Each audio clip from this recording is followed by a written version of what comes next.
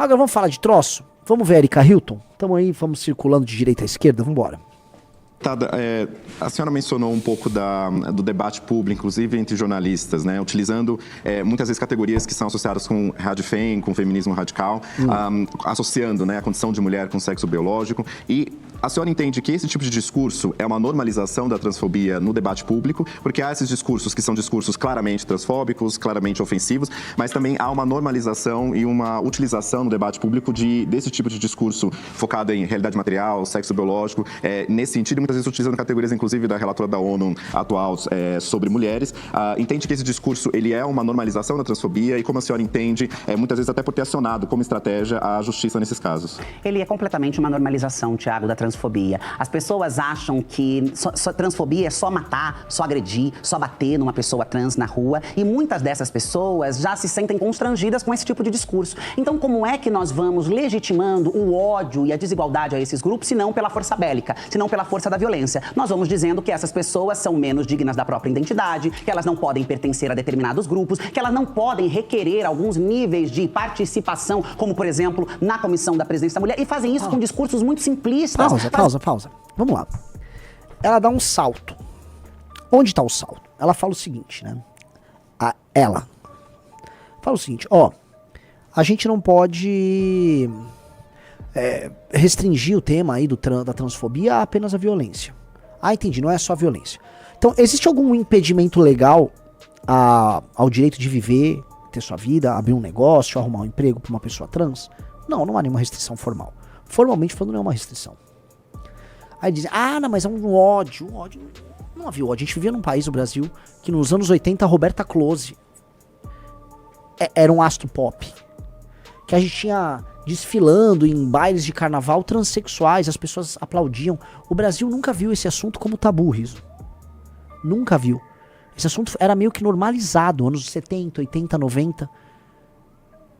A novidade foi a hiperpolitização disso. E aí, olha a malandragem que ela coloca. Não. Porque é uma violência, há um outro tipo de violência que é impedir que essas pessoas trans cheguem a certos espaços de poder. Ela é deputada federal. Ninguém pediu ela de ganhar uma eleição para deputada federal. Ela foi eleita e está lá ocupando o cargo dela. Não, mas há uma violência em que o trans não pode ser presidente da Comissão da Mulher. Não. Aí há uma violência contra a mulher. A mulher! Não, que eles são mulheres também, né? Elas são mulheres, né? Aí vai escutar a mulher. Porque a mulher biológica não é uma trans, ela é uma mulher biológica. Ela vive as contingências, as dores e os dramas e as felicidades e as alegrias únicas e inerentes a uma mulher biológica. A Erika Hilton nunca saberá o que é ser mãe. A Erika Hilton nunca vai se sentir amada como uma mulher é amada. A Erika Hilton também não vai sentir os mesmos medos que uma mulher sente. Ela não é o mesmo ser. Ela não tem as mesmas prioridades, as mesmas características, os mesmos ciclos inerentes a ser uma mulher. A mulher é um bicho diferente do homem. A pessoa trans é uma pessoa que tem uma condição diferente, que quer se identificar como uma mulher e tal. Até ter um rewire do cérebro ali. O cérebro até trabalha parecido com uma mulher, mas ela não é uma mulher. Não é. Biologicamente falando, não é uma mulher. E nós, como somos uma sociedade tranquila, e temos que ser. Se a Erika quer ser, falar, eu sou uma mulher, me trate, todo mundo vai tratar. As pessoas chamavam a Roberta Close de Roberta Close. Ninguém queria ser grosseiro na televisão, chamaram, você não é Roberto. Não, ninguém fazia isso. Ninguém fazia. Agora, a Erika Hilton, então, ela dá um salto. Ela disse assim que, né, tem uma violência institucional em impedir que ela seja presidente da Comissão da Mulher. Nossa, hein, esse é um problema gigantesco, né? Quantos milhões de pessoas agora estão deixando de ser presidente da Comissão da Mulher sendo eles próprios trans? É ou não é? Isso é um não problema. Só que ela é tão narcisista, é um ser humano tão narcisista que o problema dela virou um problema universal, virou uma categoria. Pelo amor de Deus. Mas o problema dela carrega em si uma violência aí sim contra as mulheres, uma violência institucional. Porque a mulher perde um espaço de representação das suas características intrínsecas, tá? Porque ela precisa fazer um statement pro mundo. Eu sou mulher. Cara, eu só não falo tudo porque eu sou pré-candidato, né? E aí você perde. Mas todo mundo sabe, né? Todo mundo sabe, minha querida. Vamos lá.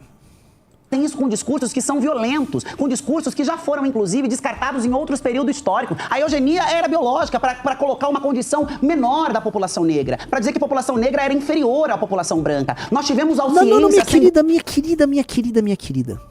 Ninguém tá falando que trans é inferior. Você tá falando uma equiparação malandra. As pessoas estão falando que trans é diferente. Ninguém tá falando que é inferior, tá falando que é diferente. Até porque, né, se a gente falar das desvantagens físicas que uma mulher biológica tem, vocês têm trans, né, as mulheres trans, muitas vantagens, né, oriundas da sua natureza biológica original masculina, né. Então não vem com essa conversa. O racismo institucional que a gente teve em muitos lugares, normalmente nos Estados Unidos, mas muitos lugares do mundo tiveram, ele se baseava na ideia de que uma raça era intrinsecamente inferior e que esses cidadãos tinham que ter um tratamento inferior. Ninguém tá falando isso. Você que tá querendo colocar assim que vocês trans são, né, mulheres trans são mulheres e que vocês têm que ocupar os espaços das mulheres e representarem as mulheres. Não é o caso. Tá falando que é diferente. Você tá fazendo uma falsa equivalência que é uma malandragem argumentativa. Não caiam nessa malandragem argumentativa. Vamos lá. Utilizada em inúmeros espectros, em inúmeros momentos, para dizer e legitimar violência e barbárie contra determinados grupos na sociedade. E aí vão dizer, olha, esta mulher não pode representar um espaço de mulheres, porque não é a mulher fêmea, não é a mulher biológica, mas vão se silenciar, por exemplo, quando Sônia Maria é encontrada analfabeta, surda, na casa do desembargador e é uma mulher classificada nesse lugar. Porque você percebe que não se trata de defender um tipo de mulher. Se trata de violar, de negar direitos, de aprisionar às margens outros tipos de mulheres, porque em vários casos de violência, ninguém quer negar a margem. Você tá falando que é diferente. Você é mulher rica. Érica, você é uma mulher rica em termos brasileiros, tá? Uma mulher trans muito rica. Seus problemas não são problemas de pessoas comuns. Você deixa muito claro que você é rica. Você vai em festa de gente rica. Você acha que você é um modelo de passarela. Você tem muitos funcionários. Você é famosa. Tem contratos com marcas. Você é uma mulher rica. E você se tornou rica e ninguém te impede de ser rica sendo trans. Pelo contrário, você é rica porque você é trans. Porque você usa isso como um instrumento de autopromoção. É isso que você faz. Vai ficar fingindo que não é? Mas né? Que malandragem, cara. A questão toda é a invasão dos espaços da feminilidade. Da feminilidade biológica, da mulher que é entendida de maneira instintiva e intuitiva pelos homens e pelas outras mulheres como mulher. Entenda, Érica. Um homem heterossexual não vai procurar uma mulher trans pra casar, sacou? Nem pra namorar. Tem homem por aí que quer se relacionar e tal, tudo bem, é livre. Mas as coisas não funcionam assim. Para de fingir que as coisas assim, porque elas não são assim. Elas não são assim. Não são assim. Você vai querer impor que tem que ser assim, que é assim. Não é assim. Não é e nunca será assim. Sacou? Isso é loucura. Não à toa, minha querida Erika Hilton, você mesmo confirma essa regra. Seu namorado ou esposo é um homem trans, que vem a ser uma mulher que se tornou um homem. Meu querido homem trans que se casou com a Erika Hilton, você também não é um homem biológico.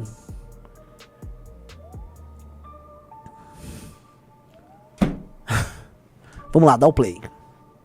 Encontros a trabalho análogo à escravidão, estas mesmas mulheres, em sua grande maioria, mulheres brancas, de classe média, né, mulheres que vêm do espaço universitário, não levantaram e bradaram as suas vozes. Agora usam esse recurso biológico para legitimar, sem sombra de dúvida alguma, um ódio. Porque aí não é só uma questão genuína, honesta. Opa, pintou o problema.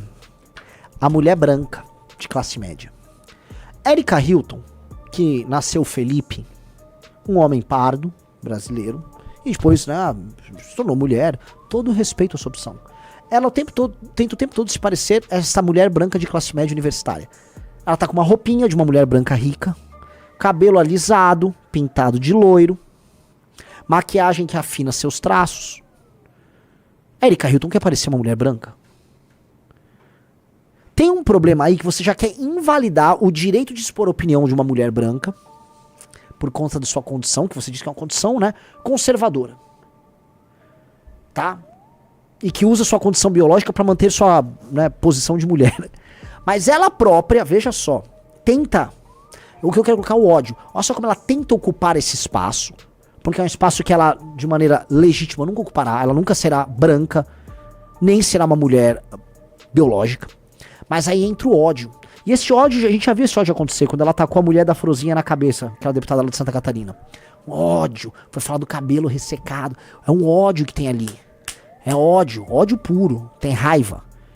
Então, ela não acha que essas mulheres, que têm opiniões diferentes das dela, e que ela gostaria de ser, que ela almeja aparecer, mas não é, tá? Ela não acha que essas mulheres possam defender sua própria condição. Entendi. Então uma mulher não tem o direito de defender sua própria condição de mulher, porque ela tem uma posição ideológica, Riso, errada. Veja só que ser cruel. A Erika Hilton é um ser mau. A Erika Hilton é muito... A Erika Hilton é um ser humano malvado. A Erika Hilton é um ser humano cruel, mau. A Erika Hilton é um ser humano perverso. Que é isso? Que é muita maldade no coraçãozinho ali. Vocês percebem a maldade no detalhe? E a parte mais engraçada é que quem vota nela, na maioria, é mulher branca, né? Mulher branca de classe média universitária. Você vai na periferia falar com uma mulher negra, evangélica, que tem lá na periferia uns montes. Essa mulher, ela vai falar, oxi, sem crer em Deus Padre, vão sair fora. O que é? Quem vota em você é essa mulher que você quer tirar o direito de fala. Ai, que serzinho, velho. Vamos lá, dá um play. Nós podemos trazer uma questão honesta. Ninguém está ignorando a biologia. Ninguém está desprezando os cromossomos. Ninguém está desprezando as genitálias. O que nós estamos afirmando com segurança absoluta é que estes elementos não são os únicos elementos que compõem o gênero na sociedade. Uma mulher não é apenas a menstruação, não é apenas o útero. Olha como regala o olho, a raiva. Quando fala desses elementos que são distintivos da feminilidade, o olho arregala. O ódio. Ódio contra a mulher. Olha como o olho arregala, tá? Uma mulher não é apenas a... Olha, vamos lá, minha querida. Entenda uma coisa. Eu sei que você fala, né? Menstruar, ficar grávida, genitália. Você fala com termos quase técnicos, igual quando fala com pessoas que gestam e tal. Porque no fundo, você quer meio que animalizar a condição feminina. Entenda, ter seios, ter uma bunda redondinha, ter uma genitália, não vou usar uma genitália feminina, né? Ter ovários, ter um útero, entendeu? Ter uma produção maior, né, de estrógeno e outros hormônios, não de testosterona. São características, vamos dizer, que são consequência da natureza biológica da mulher. Entende? São características que são consequência de uma característica biológica a priorística, que vem no momento da concepção, que se desenvolve no útero e que determina, via de regra, porque sempre tem as mini exceções, que aquela pessoa é uma mulher. Não é só o cromossomo, é a consequência, o desenvolvimento, é a forma como os hormônios se dão, é o período dessa transformação que as meninas têm na adolescência, em que elas deixam de ser aquela menina inocente, que tem um corpo mais ou menos parecido com o do menino, mais ou menos parecido, e que aí passa por uma transformação gigantesca. Menstrua, tem todo um drama. Todo mundo sabe que a adolescência para as meninas é muito mais pesada que para os meninos. É uma metamorfose gigante. Porque os meninos, você já viu a metamorfose dos meninos? Cara, basicamente eles ficam maiores e mais fortes. Aí devolvam os pelos no sovaco, um pouquinho de barba, é isso. Pra menina nasce um troço aqui, ela começa a sangrar, é totalmente diferente. Então essas características todas, né, fazem parte desse elemento da feminilidade, que não se restringem a características meramente físicas, mas que fazem parte da construção da psique, do imaginário delas, da forma como elas lidam com poder, da forma como elas lidam com violência, da forma como elas lidam com afetos. Minha sobrinha é uma menina de 6 anos. Ela não gosta. Eu falei, vou fazer minha sobrinha assistir Cavaleiro do Zodíaco. Ela não gosta. Pô, ela tem meu irmão, que é um tio. Ela tem meu pai, que é o avô dela. Ela tem eu, que sou tio. A gente gosta de fazer, né, brincadeiras de meninos com ela. Ela, para! Eles estão se batendo muito. Ela não quer ver Cavaleiros do Zodíaco. Eu já tentei. Não, ela não quer ver. Ela não gosta da luta. Ela é uma menina. Ela é uma menina. Ela tem outras características muito de menina. Ela quer brincar das bonecas, ela quer aquelas coisas chatas que meninas gostam. Assim como meninos gostam de coisas de menino. E os meninos querem fazer, eles querem violência, querem competição. Já são diferentes. Aí você vai construir naturezas muito diferentes, são seres diferentes, com características diferentes. E eles são o menino, homem, biológico. E a menina, mulher, biológica. São a vasta maioria, eles são a norma. Eles são a norma! Eles são a norma! Eles são a norma! Sacou? Respeita a norma. Que isso? Agora que eu vi. Que isso? Ah! Ah! Sai! Que horror, cara. E aí, entendeu? Respeita a norma. Quando me perguntam, Renan, qual a sua posição sobre o negócio woke? Vão parecer assim, não, mas você é contra a trans? Não. Cara, eu exijo o respeito da norma.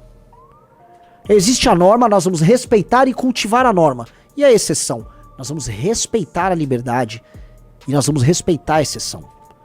E vamos garantir o direito de existência e de busca da felicidade pela exceção. Mas existe a norma e nós cultivamos a norma. É igual nós somos brasileiros, então nós vamos cultivar os símbolos brasileiros e a história do Brasil. Essa é a nossa norma. Horas. Que maluquice isso. Ela não quer a norma. Ela é a exceção que quer negar a norma, porque ela tem raiva da norma. Droga, a gente quer que assim a exceção seja viva, seja feliz, não seja agredida, possa viver sua vida, se expressar da maneira mais ampla possível. Eu quero que uma pessoa trans se desenvolva, tenha sucesso na sua vida, exerça sua subjetividade, seus afetos, e tá tudo bem. Só não venha cagar regra. Só não venha cagar regra. E a vida nunca é igual, a maioria existe pra tudo. A maioria gosta de sertanejo, eu não gosto de sertanejo. Eu não gosto de ir em festa sertaneja, não gosto de ouvir. Se eu entrar numa rádio vai tocar sertanejo. Eu me adapto, porque a vida é assim, meu querido amigo. Pra homens mais altos têm mais vantagens em todas as áreas da vida. Eu tenho que me adaptar. A gente se adapta às contingências da vida. Tem gente multimilionária, tem gente que não é. E é assim, a vida é injusta pra muitas coisas. As coisas são como elas são. Respeite. Respeite. E será respeitada ou do, tá bom? Vamos lá, dá o play. Menstruação não é apenas o útero, não é apenas a sua genitália. Uma mulher é mais do que isso, até porque nós teremos mulheres cisgêneras que não terão útero, que não menstruarão, que terão uma genitália ambígua no caso de pessoas intersexo. E como é que dentro desse discurso simplista nós tratamos essas mulheres? Como é que nós incorporamos? Como mulheres. Tem muitas mulheres que têm o seu aparelho reprodutivo incompleto, não podem ter filhos, mas elas são mulheres. Elas são construídas como mulheres. Elas têm uns cromossomos, são mulheres. Isso também implica que elas são uma exceção, uma pequena exceção, que tem um drama e vão lidar com esse drama ao longo da vida. Mas elas não vão destruir a feminilidade por causa disso. Nem devem, nem podem. Que é isso, cara? Vamos lá, metal play. Incorporamos ela, inclusive, dentro do debate da política pública. Então não há dúvida de que nós estamos vendo uma instrumentalização da ciência, mais uma vez, para justificar o discurso de ódio. E aí trazem o discurso biológico e, na sequência, uma série de discursos completamente violentos e atrozes. Enfim, espero que isso aqui eu tenha falado seja o suficiente, porque que discurso idiota, né? Que discurso idiota. O que você acha, Riso? Bizarro, né? Bizarro. Isso é o famoso discurso de ódio. É um discurso baseado no ódio contra a mulher e contra a natureza da feminilidade, tá? Reduzindo a elementos quase fisiológicos. Ela reduz a feminilidade assim a uns órgãos e a elementos... Porque é lógico, é o que ela não tem. Mas entenda, em nenhum momento da sua vida, você viveu, vamos dizer, esses elementos definidores da feminilidade, que também são, mas não são apenas esses elementos mais externos, como uma mulher. Nunca. Você vive uma projeção disso. E você faz questão de assumir os elementos externos da feminilidade de maneira muito clara. Porque você quer ser modelo de passarela. Você quer ser um objeto de desejo por meio de, vamos dizer, instrumentos de validação social, como, por exemplo, dizerem que você é uma modelo. Que você vai vestir uma coleção de uma roupa de moda. Sacou? São elementos muito externos, mas a mulher não se reduz a isso. Assim como o homem não se reduz a isso. Fala, meus queridos, aqui quem fala é o Alan do canal Inevitável Cortes, e no meu segundo mês postando cortes aqui no YouTube de figuras do Partido Missão e do MBL, eu faturei cerca de 25 mil reais ou um pouquinho mais de 4 mil dólares. E se você tem interesse em estar criando o seu próprio canal de cortes, eu preparei um treinamento 100% focado, mostrando o passo a passo para você estar conseguindo fazer seus cortes de figuras do Partido Missão e do MBL. Para acessar o treinamento é só clicar no primeiro link da descrição ou ler o QR Code que tá aparecendo aqui no meio da tela agora. E se você gostou desse vídeo, não se esqueça de deixar o like e se inscrever no canal. Te vejo no próximo vídeo.